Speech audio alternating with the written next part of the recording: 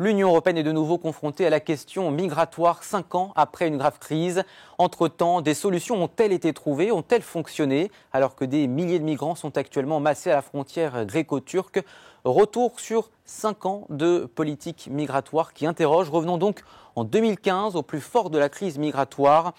L'Union européenne met en place un mécanisme provisoire de répartition de 120 000 demandeurs d'asile qui arrivent en Italie et en Grèce principalement, mais tous les pays ne veulent pas s'engager de la même manière.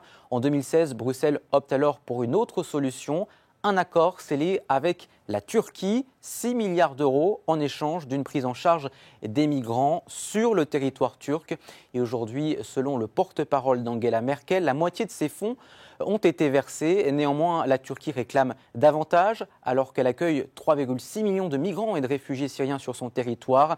Elle estime que l'accueil des migrants lui a coûté bien davantage. Cela devient donc un outil de pression sur les Européens dans le cadre du dossier syrien. Mais sans la Turquie, de quels moyens dispose l'Union européenne? Eh bien, 1,9 milliard d'euros a été alloué entre 2014 et 2020 à l'agence Frontex qui s'occupe de la surveillance des frontières. Si son budget a augmenté entre 2014 et 2020, il reste néanmoins limité. Pour l'heure, l'agence Frontex dispose de 1100 officiers en tout sur le territoire européen et espère passer à 10 000 d'ici à 2027. Nous avons contacté Frontex qui dit avoir à la frontière gréco-turque 509 officiers, mais aussi 11 bateaux, 10 véhicules équipés de caméras infrarouges et un avion. Elle compte renforcer ses moyens dans les prochains jours. Mais c'est aussi une crise humanitaire qu'il faut gérer. Selon Berlin, des pays volontaires de l'Union européenne envisageraient de prendre en charge des enfants qui figurent parmi les migrants bloqués sur les îles grecques.